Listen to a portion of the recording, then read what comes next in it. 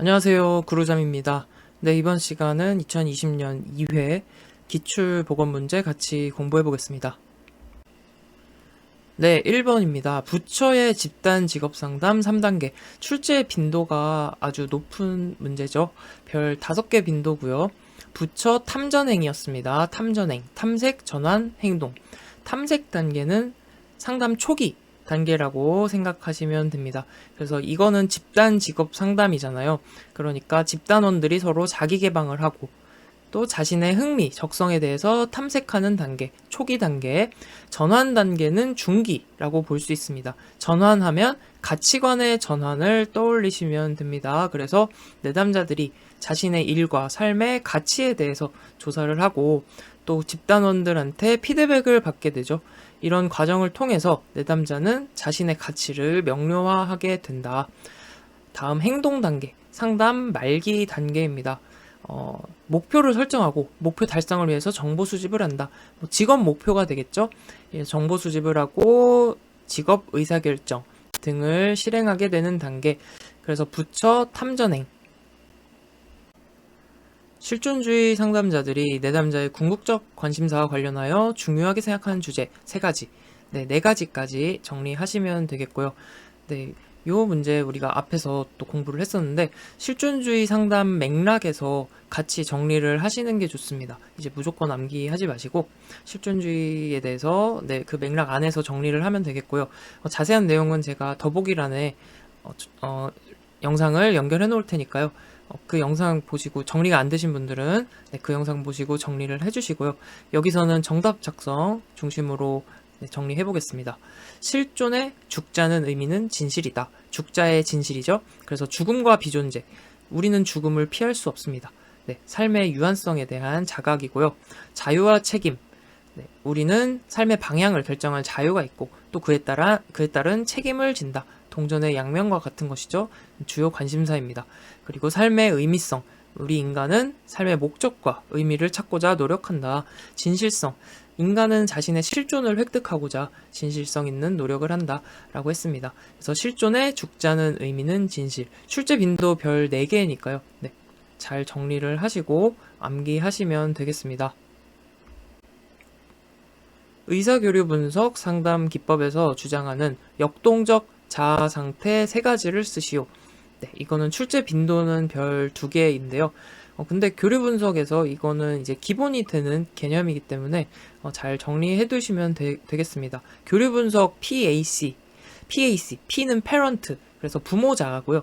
A, adult, 성인자, C는 어린이자입니다. 그래서 교류 분석 상담은 이제 어린 시절 이런 잘못된 초기 결정 혹은 주로 부모가 되겠죠. 진실하지 못한 상호작용 방식 등으로 인해서 이제 이런 심리적 어려움이 생긴다라는 것이고요. 계약적 의사결정적 성격을 띤 상담입니다. 그래서 요 내용은 이제 PAC 요 3개만 암기를 하면 안 되고 이제 간단한 설명까지도 작성하실 수 있어야 돼요. 그래서 부모자, 성인자, 어린이자 상태가 있다. 그런데 부모자라는 것은 이제 부모적인 성격을 띤 자아죠. 개인의 가치나 신념 등 어릴 때 부모로부터 받은 영향을 그대로 재현하는 자아가 부모자. 성인자는 이 부모자와 어린이자의 약간 중재자, 중간적인 역할을 하는 자아입니다. 그래서 객관적 판단, 현실적 판단 등으로 중재를 한다. 어린이자는 어린이 같은 자아죠. 현실감 부족하고 어린아이처럼 행동하거나 어린아이 감정을 표현하는 자아다. 이 3가지. PAC. 4번입니다. 인지정서 행동적 상담 REBT죠. 기본 개념 ABCD 모델. 근데 이거는 우리 앞에서 너무 여러 번 공부를 했습니다. 이것도 이제 정답 작성만 해볼 거고요. 상세한 내용은 이제 제가 또 더보기란 제목 누르시면 더보기란이 있어요. 그 더보기 누르시면 제가 이전에 좀 공부했던 영상 연결해 놓을 테니까요. 정리 안 되신 분들은 가서 공부하시면 되겠습니다. REBT ABCD는 사신결박 효과 느낌까지 F, ABCD, F로 물어보는 문제도 있고요. ABCD, E로 물어보는 문제도 있습니다. 그래서 A, 선행 사건이죠. 내담자의 정서나 행동에 영향을 미치는 선행 사건, 액티베이팅 이벤트고요. 이러한 선행 사건으로 인해서 내담자는 비합리적 신념 체계, 빌리프 시스템, 비합리적 신념을 형성하게 됩니다. 이러한 비합리적 신념으로 인한 결과, 신체적 결과, 정신적 결과, 우울, 불안, 또 건강 문제가 있을 수 있겠죠. 그래서 상담자는 내담자의 이런 비합리적 신념을 논박, 디스퓨트 하게 됩니다. 그래서 이런 비합리적 신념을 어떻게 해요? 합리적 신념으로 대체시킨다. 합리적 신념으로 수정을 시키게 되죠. 그래서 결과입니다. 효과, 이펙트. 합리적 신념으로 대체함으로써 얻어지는 긍정적인 결과, 효과, 이펙트고요. 마지막 F, 여기서는 이제 E까지만 쓰면 되겠죠. 근데 F까지 나오는 문제는 F를 작성을 해주셔야 해요. 그래서 F, 느낌이죠. 이러한 결과로 인해서 내담자가 느끼는 긍정적인 느낌, 감정, 이것을 F, feeling이라고 합니다. 그래서 이 내용 꼭 정리를 해두셔야 하는 별 5개 출제 빈도의 문제고요. 또 REBT에서 같이 출제 빈도가 높은 문제 중에 하나로 요게 있죠. 3가지 당위성. 자타세상, 비합리적 신념의 뿌리를 이루고 있는 3가지 당위성, 이것도 꼭 같이 정리를 해두시기 바랍니다. 제가 더보기란에 영상 링크 해놓겠습니다. 5번 구조조정 당한 실직자 상담 어떻게 할까요? 1번 실직자의 심리적 특성 2가지. 심리적 특성 그냥 떠오르는 대로 아시는 대로 적으시면 되는 문제예요. 불안, 우울, 분노가 있을 수 있고요. 무력감 생길 수 있고요. 이런 내담자에게 어떻게 적용할 수 있냐. 어떤 지도 방법. 자, 실업으로 인한 충격 완화 프로그램. 그리고 직업 복귀, 직업 전환을 위한 교육 훈련 프로그램. 취업 알선 프로그램 등이 있겠죠. 생애 진로 사정을 통해 얻을 수 있는 정보 3가지 쓰시오.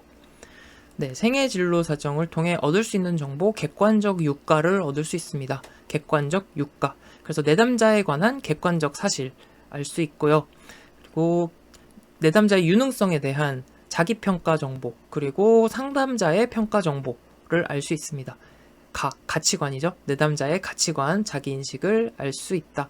그래서 객관적 유가를 알 수 있는데요. 생애진로 사정 관련해서는 요 통째로 암기를 해두시면 됩니다. 출제 빈도가 별 5개고요.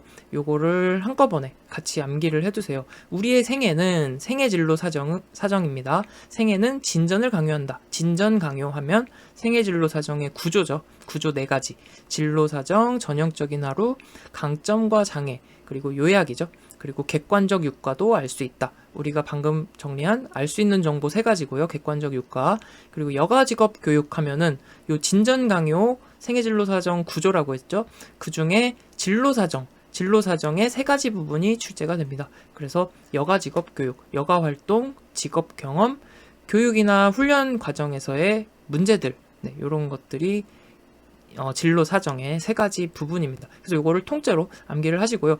요 관련된 문제 또 앞에서 우리가 공부를 했었습니다. 제가 영상 또 더보기란에 연결해 놓을 테니까요. 정리 안 되신 분들은 같이 정리하고 넘어가시는 게 좋겠습니다. 7번으로 갑니다.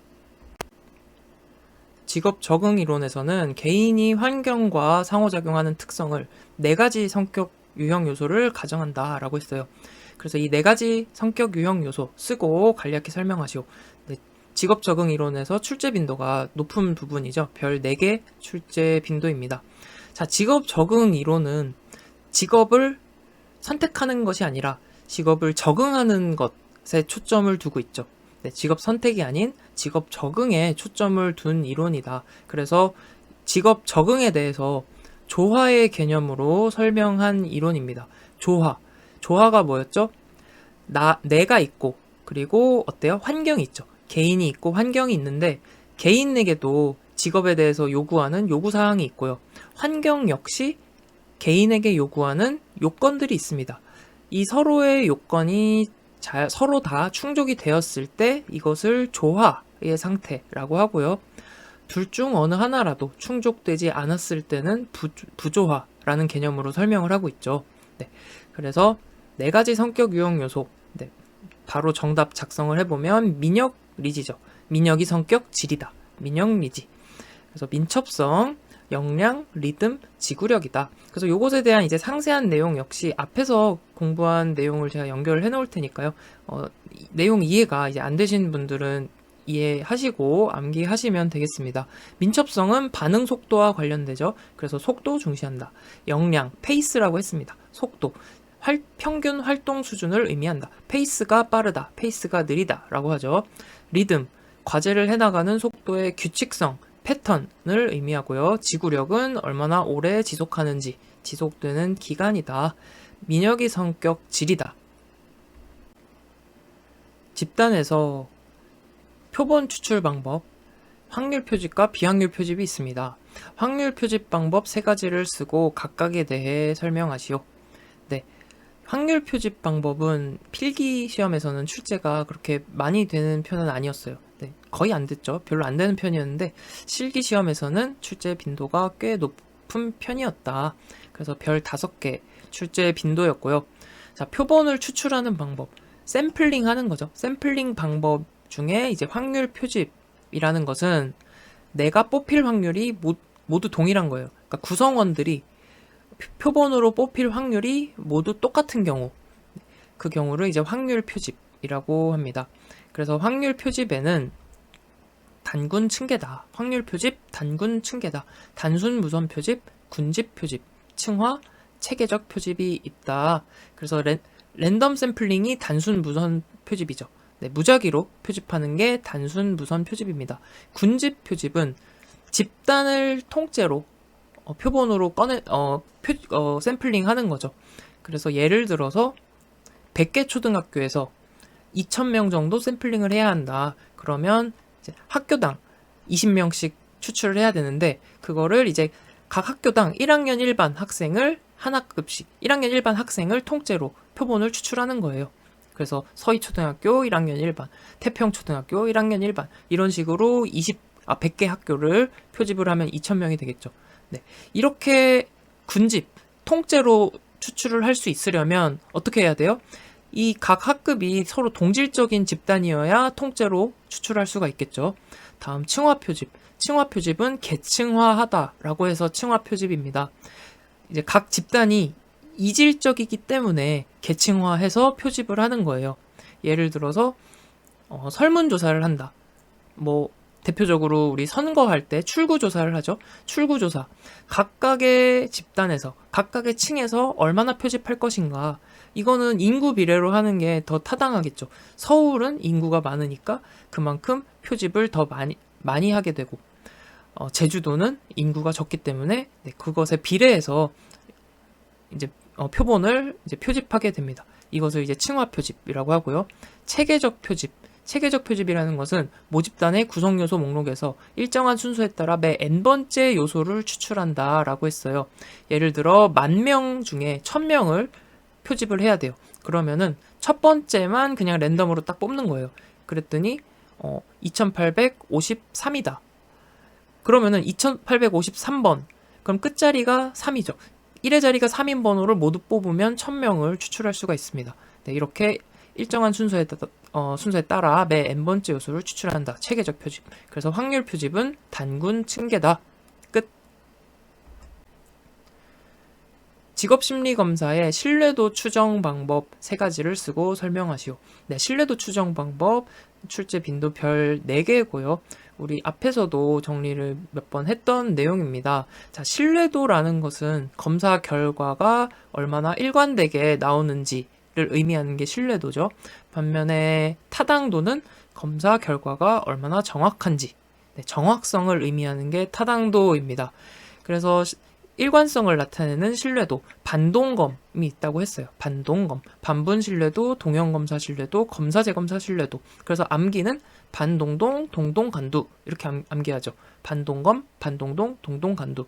반분 신뢰도는 반으로 나누어서 2개 검사로 검증하는 게 반분 신뢰도. 동은 동형검사 신뢰도죠. 동동입니다. 동일한 수검자에게 동형의 검사를 실시한다 라고 해서 동형검사 신뢰도였고요. 검사 재검사 신뢰도는 동동간두. 그래서 동일한 검사를 동일한 수검자에게 실시한다. 어떻게? 간격, 일정 시간 간격을 두고 2번 실시한다. 그래서 동동간두. 이게 검사 재검사 신뢰도입니다. 그리고 신뢰도 관련해서 빈번하게 출제되는 것, 요거 같이 정리해 두셔야 돼요. 네, 영향 미치는 요인, 그리고 신뢰도 중에서 우리 검사 재검사 신뢰도 있었죠. 여기에 영향을 주는 요인 혹은 단점 4가지, 요거 같이 정리해 두시고요. 제가 더보기란에 영상 연결해 둘 테니까요. 꼭 같이 암기해 두시면 좋겠습니다. 직업심리검사에서 측정의 기본 단위인 척도의 4가지 유형을 쓰고 각각에 대해 설명하시오. 네, 척도, 이거는 출제 빈도가 별 4개이고요. 척도하면 명서등비입니다. 명서등비, 명목, 서열, 등간, 비율, 척도다. 그래서 쉽게 생각하시면 우리 심리검사 할 때 보기가 어떻게 제시되냐, 그 보기의 종류라고 보시면 됩니다. 자, 명목척도라는 것은 명명척도라고 하는데요. 말 그대로 그냥 이름으로 구분을 하는 거예요. 운동선수의 등번호 보시면은 아무 의미가 없죠. 등번호 7번, 등번호 19번, 아무 의미가 없는데 이렇게 숫자를 통해서 속성을 구분한다. 서열척도, 서열이 있는 척도입니다. 학급 석차와 같이 학급 석차가 1이랑 15랑 의미가 다르잖아요. 순서를 얘기해 주잖아요. 네, 상대적 비교를 알려주는, 상대적 비교를 통해 서열을 알려주는 척도입니다. 서열 척도, 순서를 알려주는 척도다.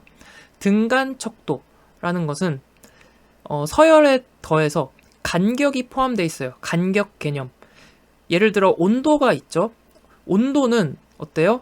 명목, 서열, 척도에 대한 정보를 가져요. 그쵸? 숫자 자체로 구분이 되고 또한 순서의 의미도 포함을 하고 있고 그 사이에 그 차이도 이제 포함하는 척도죠. 그래서 등간 정보를 포함하는 척도를 말한다. 비율 척도라는 것은 요 등간 척도 개념에 더해서 절대 0의 개념이 있어요. 자, 등간 척도를 보면 온도는 0도라고 하면은 0도가 절대 0은 아니잖아요. 0이 아무것도 없다는 의미는 아니잖아요. 그런데 비율 척도에서는 0이 아무것도 없다는 의미입니다. 그래서 무게, 예를 들어 무게나 길이, 키가 0이다 그러면은 아예 없는 거죠. 무게가 0이라는 것은 존재하지 않는다라는 의미잖아요. 그래서 등간과 비율의 차이는 이렇게 절대 0점의 존재 유무, 네, 요게 차이가 되겠습니다. 그래서 비율 척도는 사칙 연산이 가능합니다. 네, 그래서 이렇게 구분하시면 되겠고요. 척도는 명서 등비. 네, 직업상담에서 검사 선택 시 고려해야 할 사항 4가지. 검사 선택을 할 때는 목함신기입니다. 목함신기. 검사 목적에 부합하는 검사를 선택해야 하고요. 함께, 내담자와 함께 선택합니다. 신뢰도, 타당도를 고려해야 하고요. 기술적 특성. 어떤 기술적 특성이냐? 검사 시간이나 비용, 채점의 용이성과 같은 특성들을 고려해야 한다. 검사 선택은 목함신기. 이 문제는 출제 빈도 별 4개고요. 네, 그래서 잘 정리해 두시면 되겠습니다. 12번. 네, 다음 표에서 내담자 C의 점수는 7점이래요. 평균 표준 편차가 나와 있고 C의 표준 점수 Z를 구하시오. 표준화해서 표준 점수를 구하라는 문제입니다. 자, 이 문제를 하기 전에 표준 점수가 나왔으니까 표준 점수 관련해서 자주 출제되는 문제, 출제가 빈번하게 됐었던 문제 있었습니다.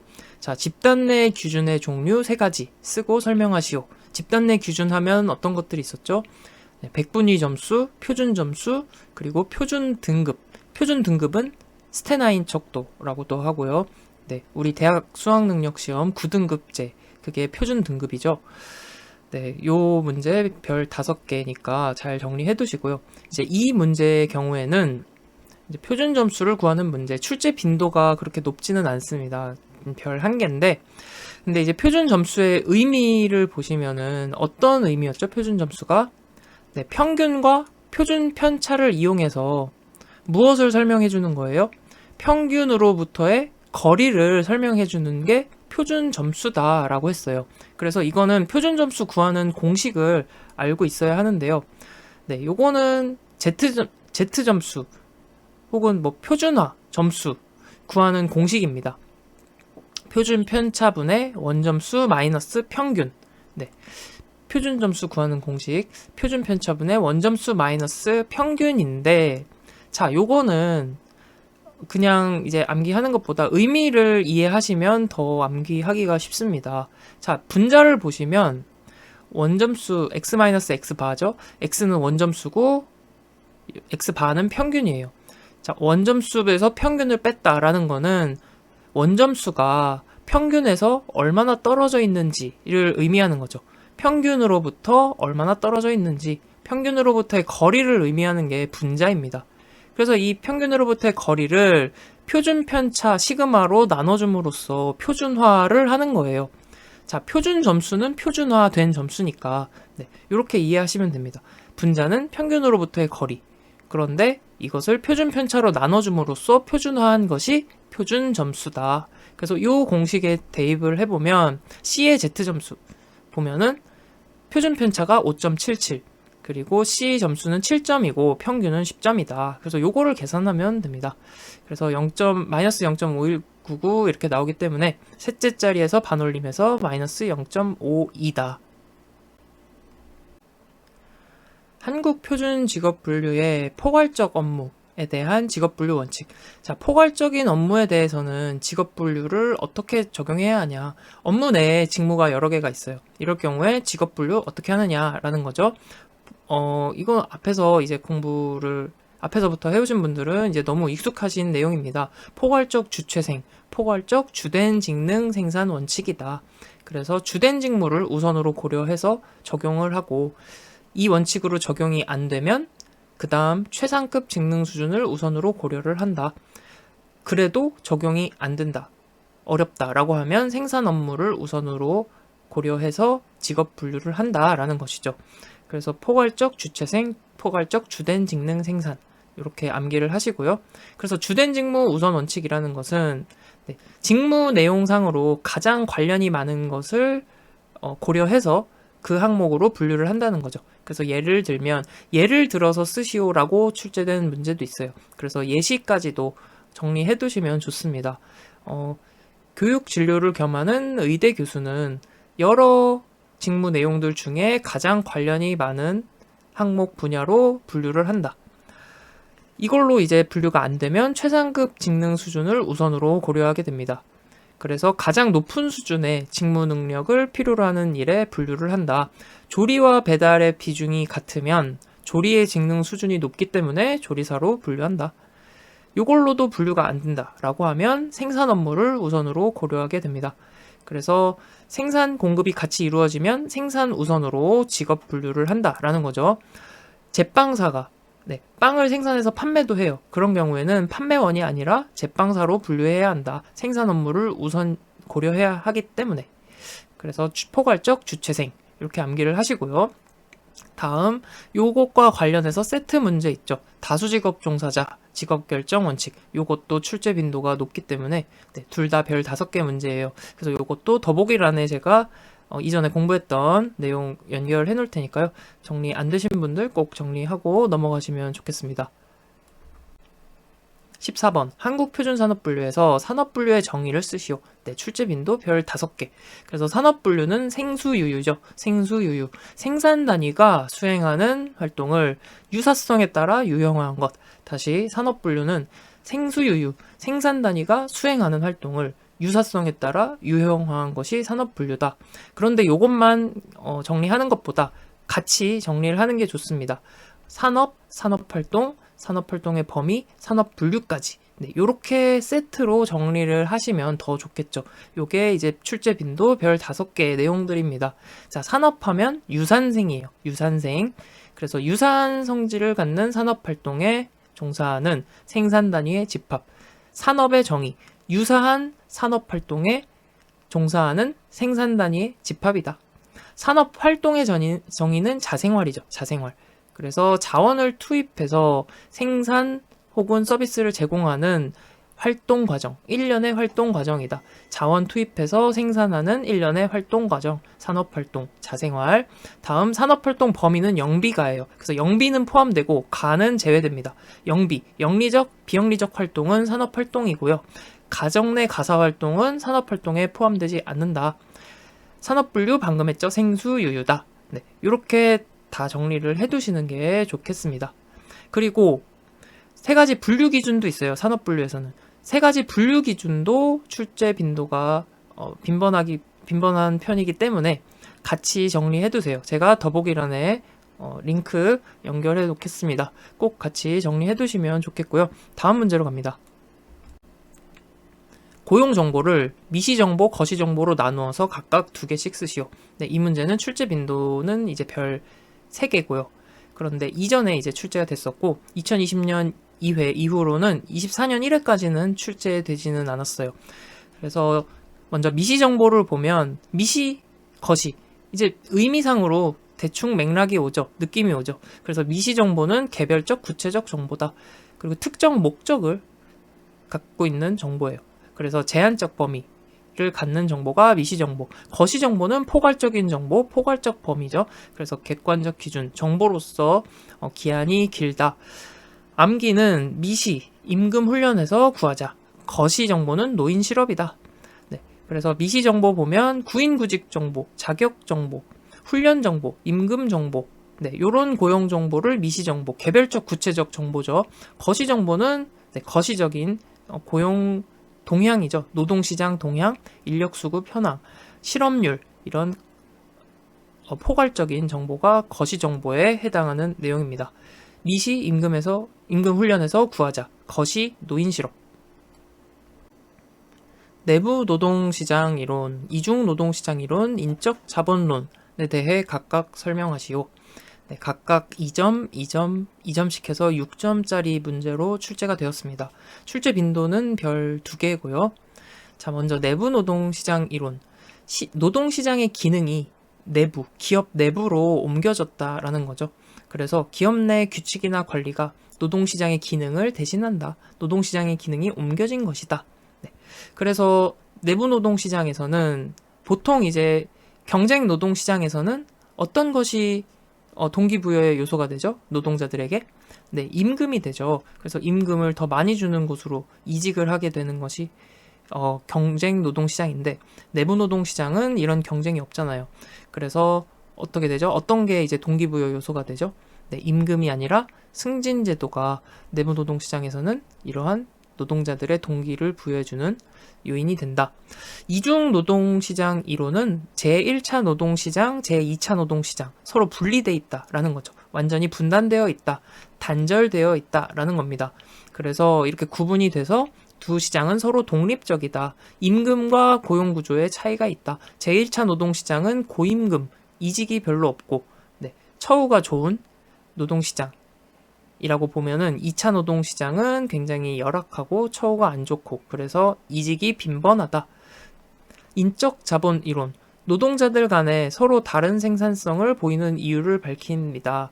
이유가 무엇일까요? 네, 투자입니다. 교육 훈련을 통해서 노동자의 생산성을 증가시킬 수 있다라고 합니다. 그래서 인적 자본의 효율적인 투자에 의한 생산성 향상을 강조한다. 그래서 교육 투자는 노동자의 높은 임금을 보장한다라고 말하는 것이 인적 자본 이론입니다.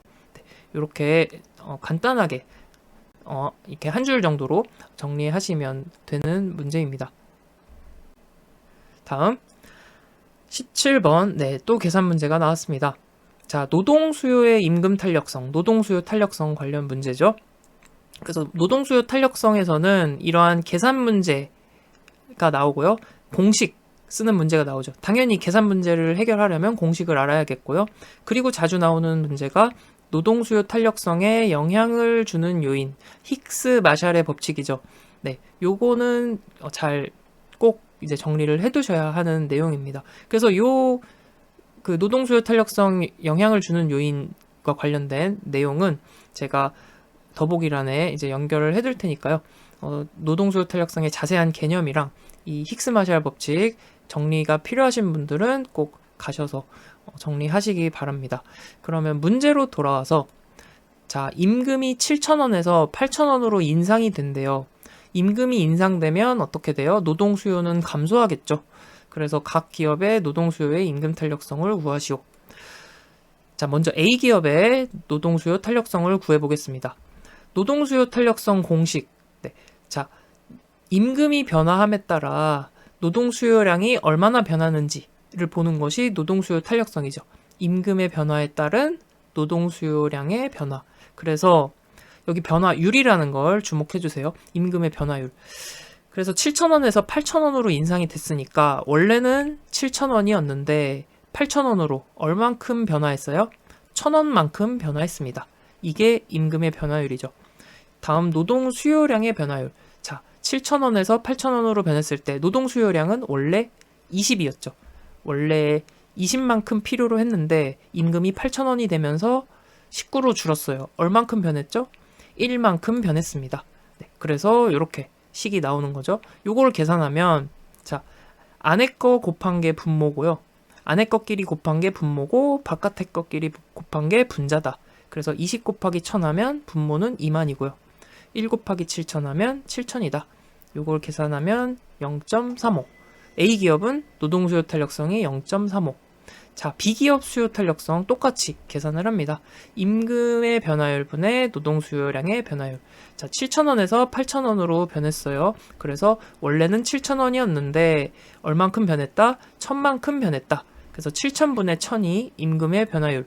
다음 노동 수요량의 변화율. 보시면 노동 수요량 B기업은 어때요? 20만큼 필요로 했다가 8,000원으로 임금이 인상되니까 18로 노동 수요량이 줄었어요.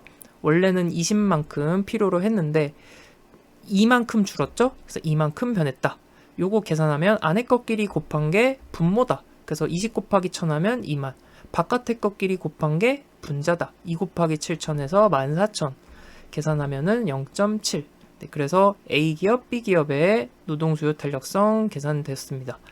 2번 문제로 가서 A, B 각 기업의 노동조합이 임금 인상을 시도하려고 한대요. 타결 가능성이 높은 기업은 어디인가? 이유까지 설명하는 문제입니다. 네, 넘어가서 다음 장으로 같이 볼게요. 자, 노동 수요 탄력성이 탄력적일수록 아니면 비탄력적일수록 어떤 경우에 노동조합의 협상력이 더 셀까요? 다시 말해서 노동조합의 협상력이 세야 이제 임금 인상이 가능하잖아요. 임금 인상 타결이 가능하잖아요. 어떤 경우가 그럴까요? 네, 노동 수요 탄력성이 비탄력적일수록 임금 인상 타결 가능성이 높아지겠죠. 왜 그럴까요? 자, 노동 수요 탄력성의 정의를 보시면 됩니다.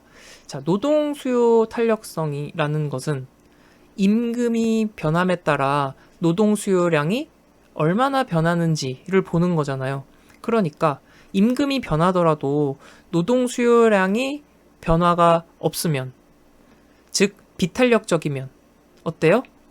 기업 입장에서는 임금이 오르더라도 노동 수요량을 막 줄일 수가 없죠. 그렇기 때문에 노동조합의 협상력이 더 센 거라고 볼 수 있습니다. 그래서 정답 작성을 해보면 임금 인상의 타결 가능성이 높은 기업은 A기업이다. 왜냐하면 A가 노동수요 탄력성이 더 작기 때문에요. 자, 노동수요 탄력성이 비탄력적일수록 임금의 상승이 노동수요량에 미치는 영향이 작은 거죠. 그래서 A기업이 더 비탄력적이기 때문에 임금 인상 타결 가능성이 더 높다. 네, 이렇게 정리하시면 되겠습니다. 이 내용 잘 이해하시면 되는 내용이니까요. 차근차근 잘 정리해 보시고요. 제가 유사 문제도 같이 더보기란에 연결시켜 놓겠습니다. 그래서 같이 정리하면서 노동 수요 탄력성도 확실하게 끝내버리시면 좋겠습니다. 임금이 상승하면 노동 공급 곡선은 우상향한다. 참일까요? 거짓일까요? 불확실할까요? 판정하고 여가와 소득의 선택 모형에 의거하여 그 이유를 설명하시오. 네, 우리 필기시험에서 단골로 출제되는 문제죠. 노동공급의 후반굴절 곡선에 관한 내용입니다. 실기시험에서도 출제 빈도가 별 5개. 네, 그래서 꼭 정리해 두시면 되겠고요. 자, 대체효과, 소득효과를 설명하는 모형이죠. 네, 여가 소득의 선택 모형이라고 한다. 노동자가 여가를 선택할지 아니면 소득을 선택할지 둘 중 하나를 선택하는 것과 관련되어 있다라고 해서 여가소득의 선택 모형입니다. 이 그래프를 이해하시면 되는 건데요. 필기 때 공부하신 분들은 이제 다 기억이 나실 거예요. 가로축은 노동 공급입니다. 근로 시간이죠. 그래서 오른쪽으로 갈수록 근로 시간이 늘어나는 것. 세로축은 임금입니다. 그래서 위로 올라갈수록 임금이 점점 올라가는 겁니다. 그래서 요 구간과 요 구간이 모양이 다르죠. 그래서 후방굴절돼 있다라고 해서 후방굴절 노동 공급 곡선이라고 합니다. 자, 요 부분을 먼저 볼게요. 아랫부분. 자, 여기서는 자, 임금이 올라갈수록 근로시간은 어떻게 돼요? 근로시간도 같이 늘어나죠. 임금이 올라갈수록 근로시간도 같이 늘어난다. 요 구간. 그래서 요 구간을 이제 대체효과 구간이라고 하고, 노동시간이 여가시간을 대체한다라고 해서 대체효과라고 합니다. 노동공급, 임금이 올라갈수록 노동공급이 증가하는 구간. 그래서 요 구간에서는 그러면 임금이 올라갈수록 노동자들은 일을 선택한 거예요? 여가를 선택한 거예요? 네, 일을 선택한 거죠. 근로시간이 점점 늘어나고 있으니까. 근데 이제 요 구간을 볼게요. 요 구간을 보시면 임금이 올라갈수록 어떻게 돼요? 왼쪽 방향으로 가고 있죠. 노동 공급이 줄어든다. 근로시간을 줄인다. 임금이 올라갈수록 근로시간이 줄어드는 구간. 네, 그래서 이 구간을 소득효과 구간이라고 합니다. 노동 공급이 감소한다. 임금이 올라갈수록 노동 공급이 감소하는 구간. 소득효과 구간.